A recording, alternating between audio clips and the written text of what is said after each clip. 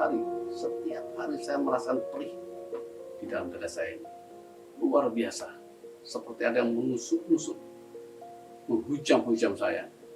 Atau seperti samsak tinju yang dipukuli berkali-kali. Saya merasa sangat terpukul dan sedih. Merasa sangat sedih saya. Dan juga heran bagaimana bisa turun sebesar itu. Apakah betul karena saya gitu ya.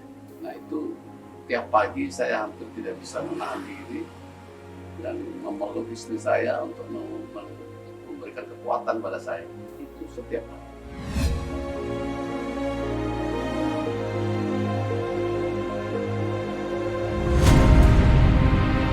Mantan karyawan Pupuk Altim Bontang berunjuk rasa di kantor Pupuk Altim Menteng, Jakarta Pusat. Betul, mereka menuntut hak 20% dana pensiun yang diduga dikorupsi dengan total 229 miliar rupiah. Ya, tersangka menggunakan uang dana pensiun pegawai untuk membeli saham perusahaan properti dan kondominium di kawasan Jimbaran, Bali.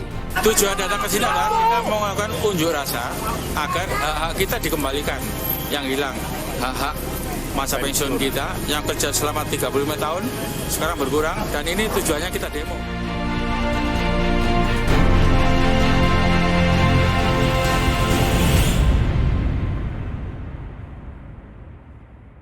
Saya memasuki masa pensiun bulan Juni tahun 2016. Saya merasa sudah menuntaskan seluruh tugas dan tanggung jawab saya selaku pengurus dana pensiun Pupuk Altim.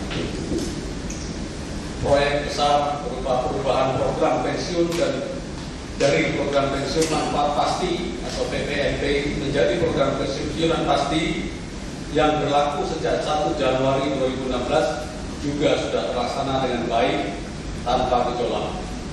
Baik para pensiunan yang sudah pensiun sekitar 1.000 orang maupun karyawan aktif dapat menerima perubahan ini karena ada harapan atau proyeksi bagi perbaikan manfaat. Bagi karyawan aktif, perbaikan tersebut diproyeksikan akan dapat dari kenaikan iuran sendiri yang cukup signifikan.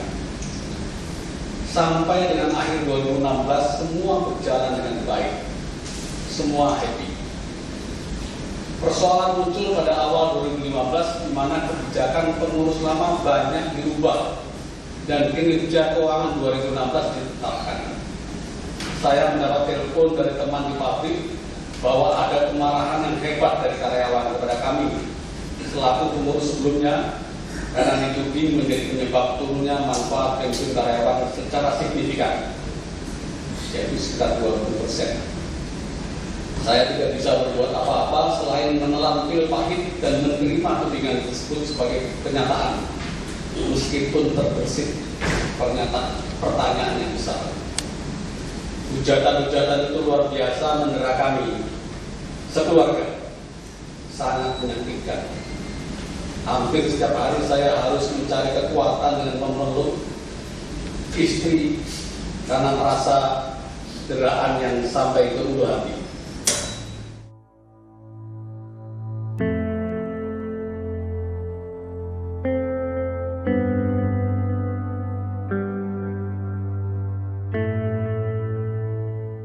Hal yang ingin saya ungkapkan bahwa penurunan manfaat pensiun karyawan itu bukan saya yang menurunkan dan penyebabnya juga bukan saya. Nah, ini yang perlu saya tegas saya ungkapkan, bukan saya yang menurunkan, penyebabnya juga bukan saya.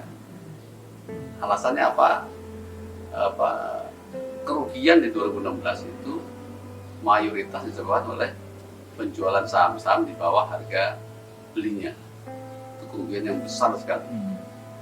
Kemudian itu dilakukan oleh pengurus karena membreak perjanjian saya dengan Jiwasraya.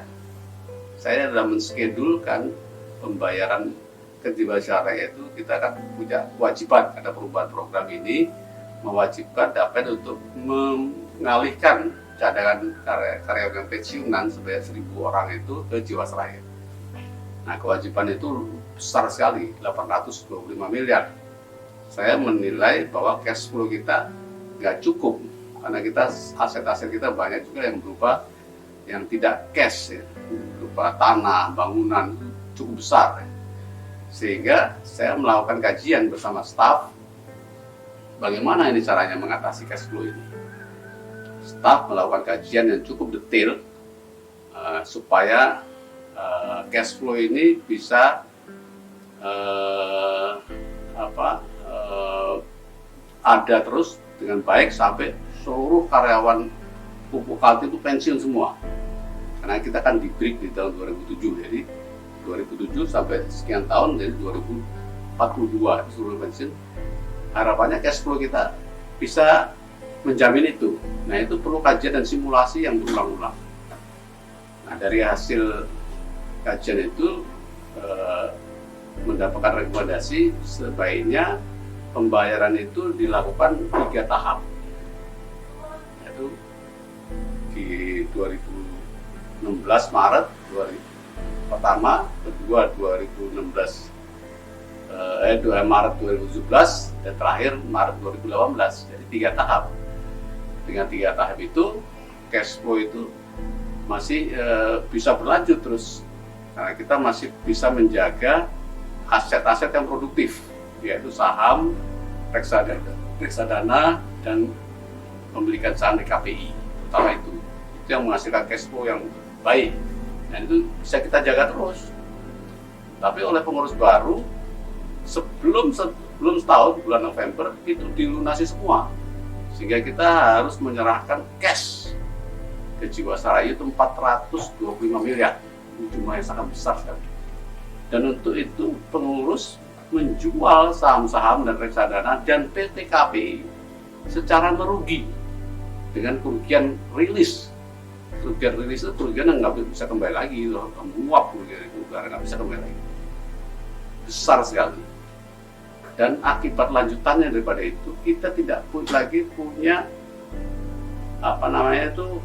aset-aset yang produktif yang bisa menghasilkan uang dan menghasilkan cash yang banyak, yaitu saham, reksadana, dan penyertaan PT KPI terutama itu kan dijual semua, sehingga itulah yang terjadi. Nah, itulah menyebabkan kerugian dan mengharuskan pengurus menurunkan manfaat kepada karyawan. Dan ini yang perlu diketahui, risiko akibatnya itu terus berlanjut sampai sekarang dan seterusnya. Buktinya apa? Buktinya ROI setelah 2017 dari pengurus baru itu drop terus.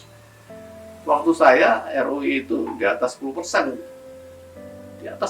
bahkan pernah 15% ROI, return on investment, laba dibandingkan investasi kita. Memang sekarang investasi pengurus baru turun di 50% ya. Dulu saya punya 1 triliun, sekarang mungkin 400 sekian miliar ya. Tapi mestinya ROI-nya sama artinya. Kemudian mungkin cash yang dihasilkan atau laba rilisnya jauh di bawah, mestinya separuhnya. Tapi ini enggak ada separuhnya dan ROI-nya di bawah 4%. Yang terakhir saya tahu semester 1 2020 itu hanya menghasilkan laba di dalam 1 semester itu hanya 8 miliar. Ini kan cuma 16% daripada rata-rata yang saya hasilkan, cuma 16%. Saya 1 semester tuh minimal 50 miliar saya hasilkan dengan aset sudah 1 triliun.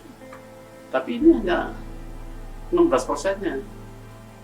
Harusnya paling tidak kan ya 40-50%-nya karena asetnya juga turun. Ini salah satu contoh. Dan ini harus segera diketahui oleh karyawan pengawas untuk melakukan bagaimana membantu dana pensiun itu bisa kembali on the track. Karena kalau enggak cadangan untuk karyawan turun terus. Saya kira ini perlu diketahui, bukan untuk menjelek-jelekan, tapi untuk melakukan langkah-langkah yang lebih konkret ya. Langkah-langkah jelas yang lebih konkret untuk mendongkrak ini lagi. Itu yang perlu. Jadi janganlah lagi seperti yang saya alami, hanya menghujat-hujat saja, tapi tidak ada langkah. Jadi kita nggak usah menghujatnya, tapi kita sadari, kita lakukan upaya-upaya bersama-sama, tentu saja dengan bantuan pendiri bagaimana supaya on the track lagi. Ya, 7% itu harus bisa dicapai. Nah kalau saham sudah habis, apa lagi tambah alternatifnya? Misalnya salah satu misalnya kita pompa anak perusahaan yang dipunyai. Ada contohnya, ada Pensiun Gresik itu 40% pendapatannya dari anak perusahaan yang menghasilkan dividen yang cukup. Jadi nggak usah ngapa-ngapain, ongkap-ongkap dapat dari dividen anak perusahaan. Jadi membesarkan anak perusahaan itu salah satu alternatif yang harus kita dorong supaya ROI 7% itu bisa dicapai. Jadi ini saya sarankan ini masukan ya bagi pengurus, bagi karyawan, bagi serikat pekerja, pendiri. Marilah kita pototi sama-sama DAPEN itu untuk bisa berani ke depan.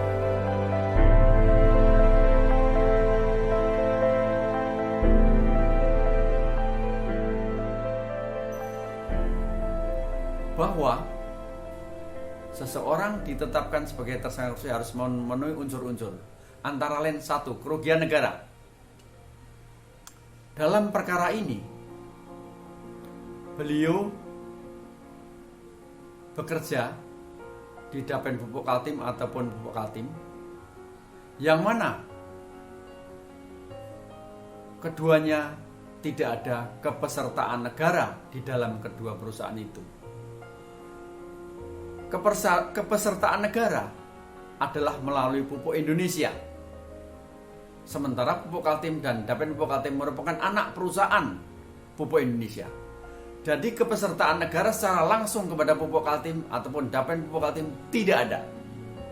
Oleh karena itu, Pupuk Kaltim ataupun Dapen Pupuk Kaltim bukanlah BUMN, sehingga kerugian negara di sini tidak terjadi. Artinya tidak ada kerugian negara. Yang kedua, kerugian negara sifatnya pasti. Investasi yang mereka lakukan berdua adalah investasi saham yang nilainya selalu turun dan naik.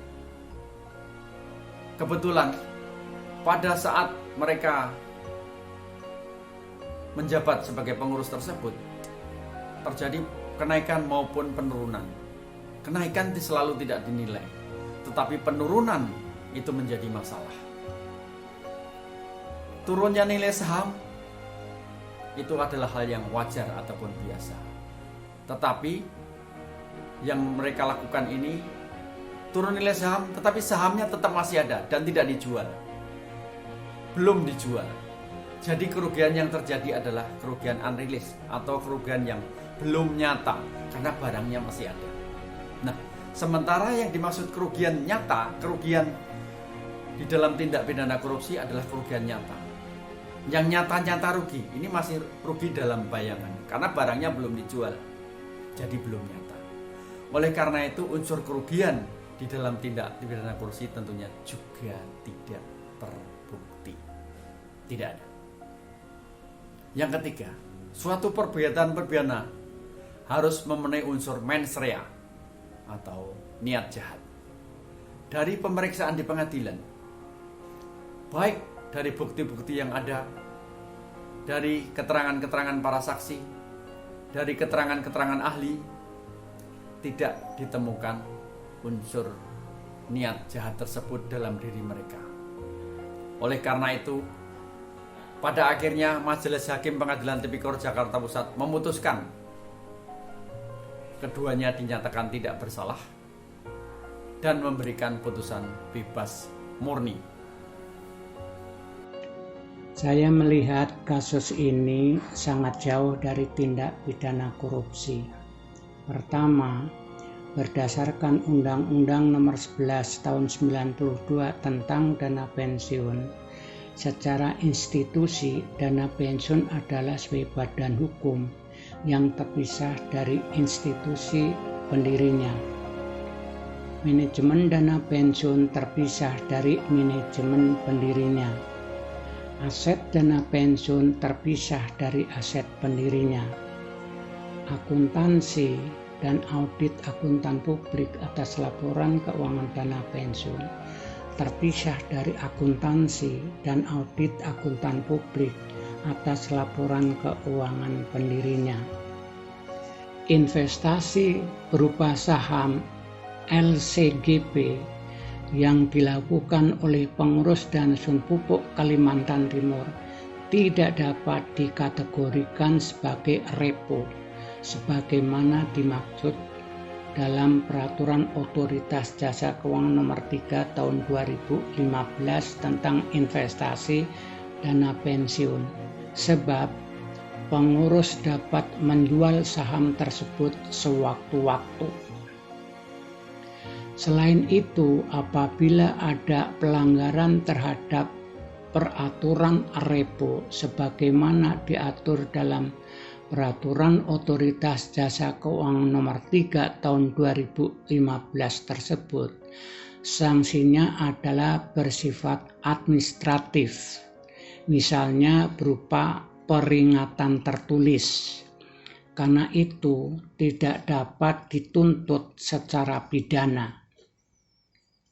Yang dilakukan oleh pengurus adalah mitigasi yang semestinya diapresiasi karena ada janji pihak ketiga untuk membeli kembali saham tersebut sehingga kerugian dapat dihindari. Ini adalah wujud dari kehati-hatian pengurus. Sangat aneh apabila pengurus malah dihukum karena hal tersebut.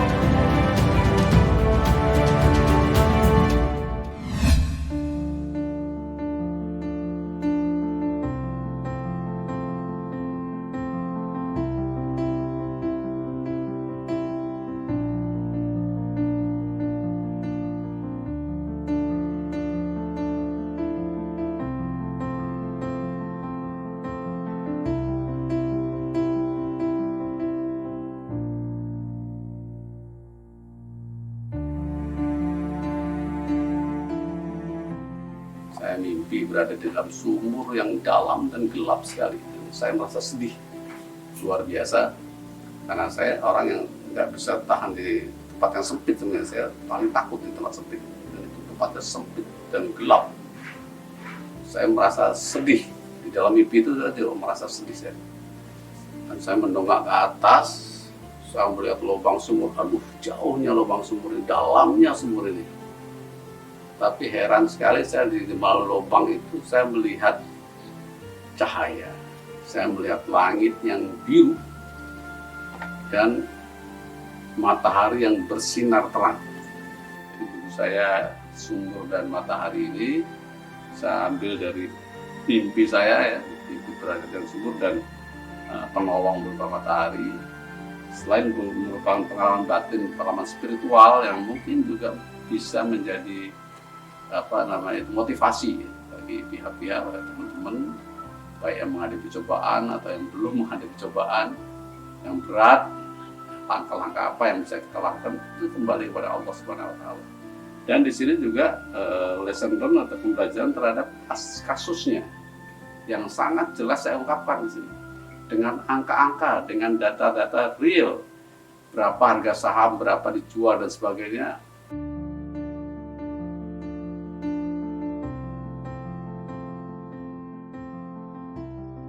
Dan memang demikian, beliau rupanya di tahanan itu tidak down ya, tapi dan saya pikir beliau itu mungkin meniru Hamka mungkin ya, ditahan tapi beliau Hamka malah menyelesaikan 30 juz ya, itu pada si orang yang menyebabkan itu ya, dia memaafkan dan sepenuhnya ya, seperti juga Hamka memaafkan Bung Karno misalnya ya, tapi yang penting upaya ini harus disampaikan kepada publik sebagai pembelajaran, itulah.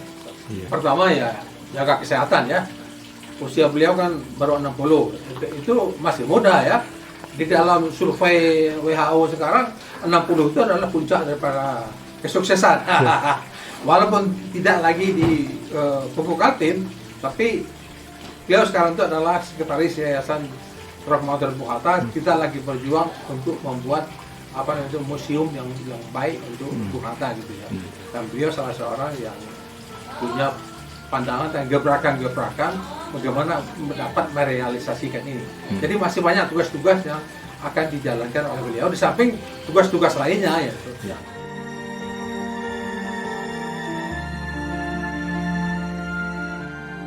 Setelah hakim menyatakan Pak Ezrinal bebas murni, tentu saja kami semua lega dan bahagia luar biasa.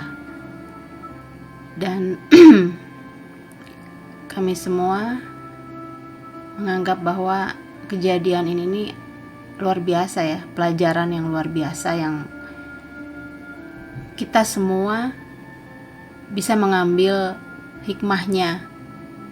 Karena berat sekali apa yang dihadapi dan benar-benar gelap gitu. Masa depannya akan seperti apa tuh kita benar-benar gak ada yang tahu. Dan ternyata setelah melalui proses yang berliku-liku, penuh kesulitan, Pak Ezrinal berhasil membuktikan bahwa dirinya tidak bersalah secara meyakinkan. Kami saudara-saudaranya malah membuat grup ya, yang isinya adalah update tentang kasus yang menimpa Pak Ezrinal, dan kemudian kami saling berbagi informasi, dan juga yang paling penting adalah memberi dukungan dan doa ya kepada keluarga Pak Ezrinal.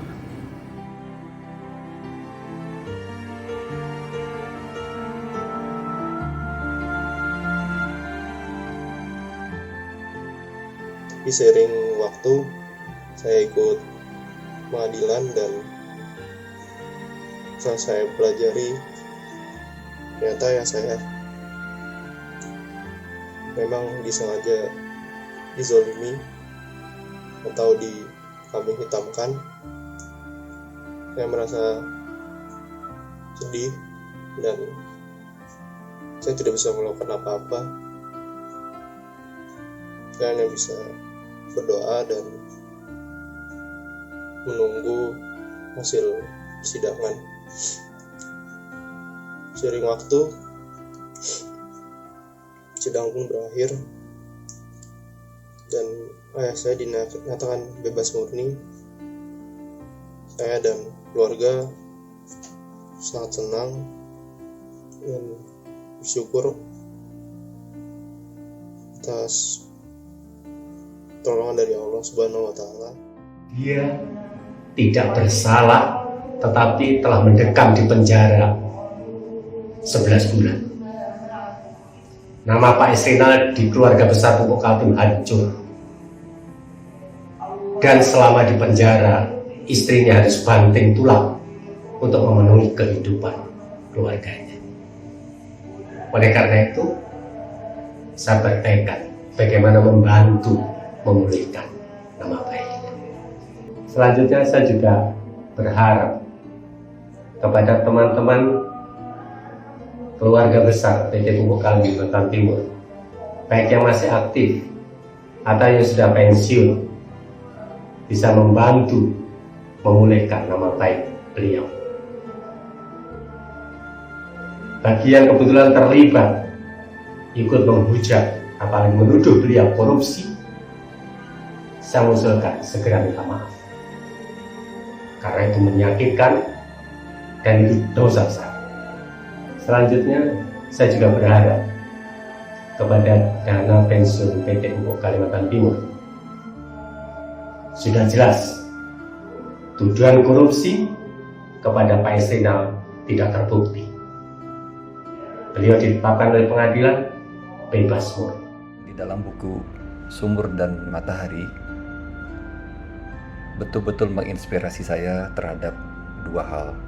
Ada dua cakrawala balu yang ada dalam pemikiran saya.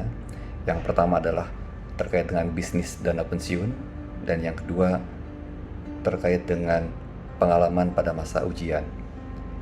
Yang pertama, dalam bisnis dana pensiun, ternyata saya memandang betapa profesionalitas dan integritas menjadi hal penting.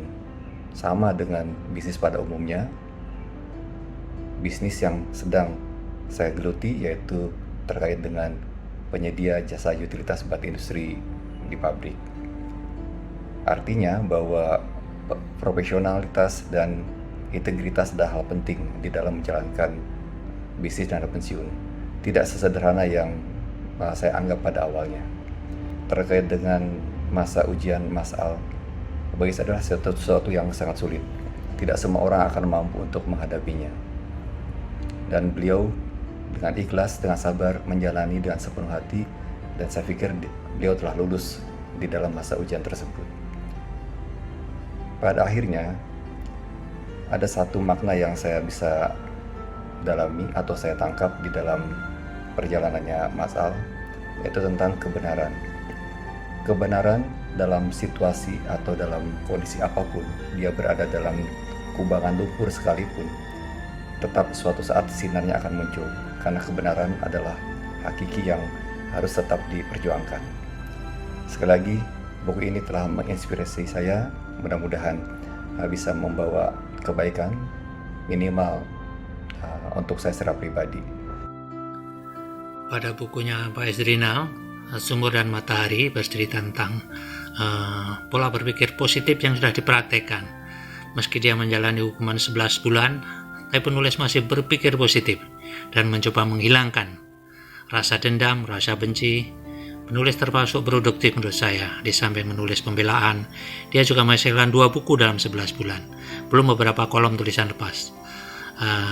Masih sempat juga dia menulis surat-surat untuk anaknya yang begitu menyentuh. Rasa sayang bapak pada buah hatinya begitu terlihat. Bisa menjadi kenangan untuk si anak. Dukungan istri juga luar biasa pada saat pembelaan. Tentunya pengetahuan tentang kasus dana pensiun juga ada pada kasus yang menimpanya. Kalau andaikan seperti kuliah ini sudah berapa SKS itu, ada ilmu hukum, ilmu agama, kasus investasi dana pensiun, dan yang juga saya senang dalam buku ini adalah puisi saya ternyata ada di situ.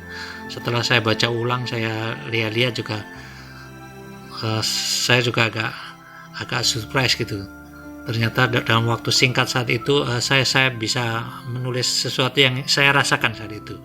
Saya punya teman akrab yang baru punya masalah, tapi saya nggak bisa mendampinginya.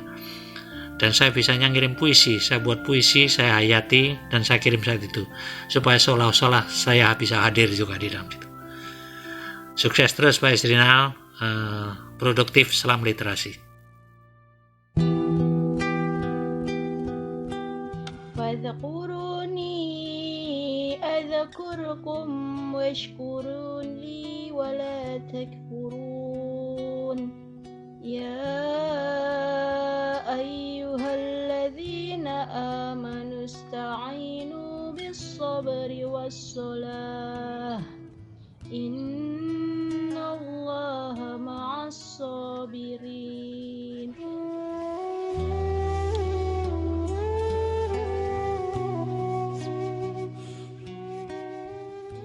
Saat saya pertama kali, suami saya sebelum ditahan itu kan sering dipanggil oleh Kejaksaan Agung untuk diminta sebagai saksi gitu kan. Selalu saya telepon, pulang Pak, pulang seperti itu kan. Kata lawyer, kalau seandainya KTP nggak dikembalikan nanti bakalan nggak pulang. Ternyata masih pulang, akhirnya ternyata. Tapi pada saat hari H suami saya ditahan itu, entah kenapa hari itu saya merasa nggak nyaman Bang. Banyak tanda-tanda melalui mimpi ya, dan saya nggak berani untuk bercerita kepada suami saya. Luar biasa, mimpi itu saya rasakan kayak nyata karena emosinya itu muncul gitu. Mimpi suami saya tangan di borgol seperti itu. Kenapa kok mimpi itu hadir? emosi itu anehnya itu muncul kembali di saat suami saya menelpon saya. Dia bilang, ya Papa nggak pulang. Apa? Saya nggak pulang. Maksudnya apa, Pak? Papa di sini dulu selama 20 hari ke depan. Saya punya harapan, kata 20 hari itu. Saya nangis, suami saya bilang, jangan nangis ya, jangan nangis. Papa butuh dikuatkan. Kalau ya yang nggak kuat, Papa lebih nggak kuat gitu. Akhirnya saya seperti terhipnotis dengan kalimat itu. Saya hapus, saya seperti ini air mata itu. Langsung saya buka mukena, langsung saya suruh asisten saya untuk menyiapkan pakaian seperti permintaan suami saya saat itu. Saya abaikan dulu, istilahnya seperti saya skip dulu, saya taruh dulu.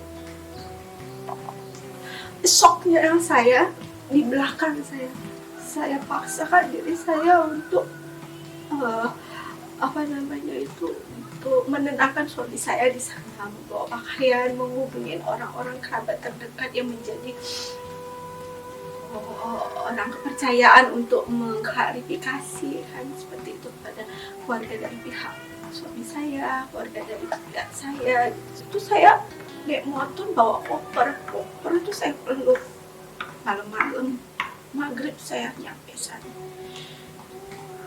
Akhirnya saya nggak menangis di depan suami saya karena saya udah berjanji mulai saat ini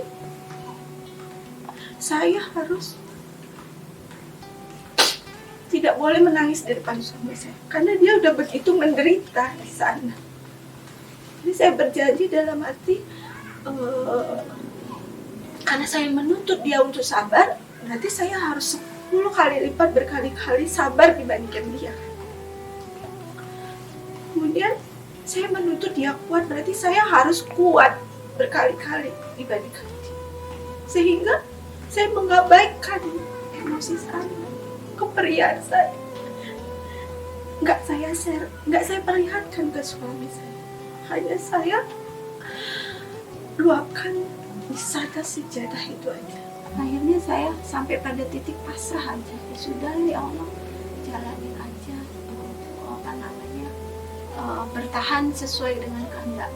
Saya tadinya membayangkan mungkin tuntutan 8 tahun, waktu itu jaksa kan menuntut 8 tahun. Biasa 8 tahun gitu sampai saya lihat reaksi hakimnya. Oh gitu. Kaget gitu kan reaksi hakim 8 tahun. Padahal udah jelas-jelas nggak ada gratifikasi kan. Kemudian paling nanti hakim gak jauh-jauh dari itu. Nah, seperti itu yang rumor kebiasaan. Ternyata Allah mengijabah di luar dari ekspektasi saya. Itu yang saya malu. Bener-bener saya itu kayak langsung ibarat anak kecil yang ketahuan salahnya terus ngumpet gitu. Perasaan saya waktu itu, aku malu sama engkau ya Allah, sempat gak yakin bahwa engkau maha mendengar, bahwa engkau mengijabah doa. Akhirnya saya berpegang teguh banget dengan pengalaman itu untuk kedepannya gitu.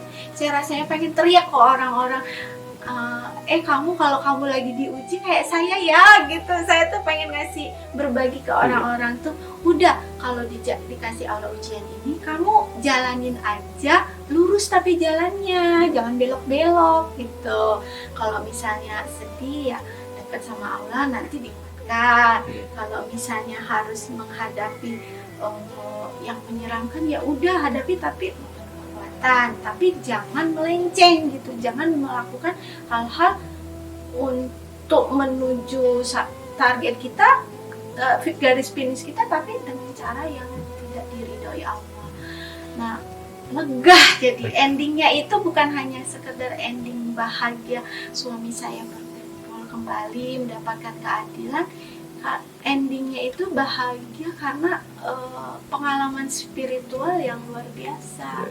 Jadi besok kalau saya dapat ujian lagi, kan namanya manusia hidup ya, udah rumusnya itu aja gitu. Seperti itu.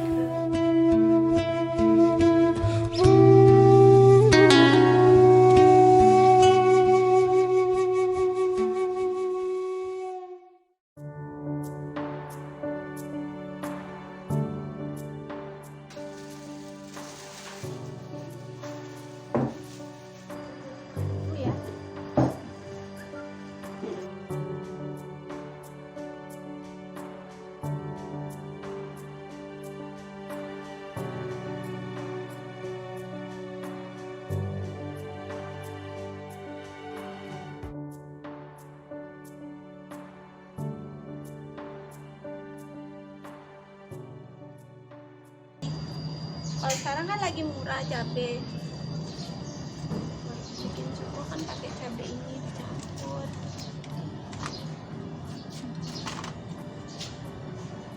Kalau yang merah itu lebih pedas ya?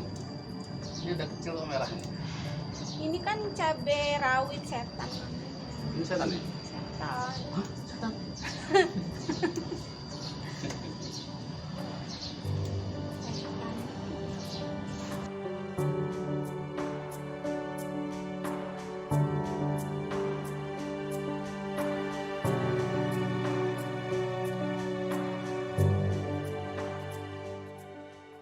Assalamualaikum warahmatullahi wabarakatuh. Waalaikumsalam warahmatullahi wabarakatuh. Alhamdulillah sekarang setelah melewati badai, kalau dalam episode film itu apa, happy ending ya, insya Allah ya. Amin, insya Allah. Happy ending, kami sekeluarga sekarang menikmati hidup lah begitu. Saya menempati rumah di suburban lah, di pinggiran Jakarta Timur, masuk wilayah Kabupaten Bogor, lengkapnya di Legenda Wisata. Di rumah ini saya beli mungkin 18 tahun yang lalu ya, sekitar 18 tahun yang lalu. Iseng-iseng aja, alhamdulillah ada kemampuan dicicil 20 tahun lagi. Ini belum lunas sekarang ini sebenarnya. Tapi ya kita menikmati, ya, saya sama istri dan 2 anak saya di sini. Yang satu memang tidak tinggal di rumah karena ngekos ya di Jakarta Barat karena kuliah. Magang ya. Magang. Terus ya kegiatan sehari-hari itu lah jualan pempek untuk menambah penghasilan karena pensiun ya tidak terlalu besar. Buat hanya sehari-hari makan sehari. Buat sehari-hari dari pempek kita kerjakan sendiri ya. Jadi maunya terutama saya bantu-bantu nyarikan material. Kalau muter-muter keliling anak saya kadang-kadang kalau perlu saya menikmati sekali. Ada berapa paket, 5 paket di sekitar sini naik mobil ya, kalau panas naik mobil, anak saya yang ngantar. Alhamdulillah itu betul-betul sedikit tapi dinikmati dan insya Allah berkah ya. Amin. Terima kasih pada sahabat-sahabat, teman-teman semua, saudara dunsana yang selama ini saya tahu keikhlasan berdoa dengan tulus untuk saya ya, terutama teman-teman dan sahabat-sahabat saya di berbagai organisasi. Demikianlah keseharian saya. Mohon doa dari Bapak Ibu sekalian, semoga hari-hari kami berikutnya dipenuhi dengan kedamaian dalam ridha Allah Subhanahu wa taala.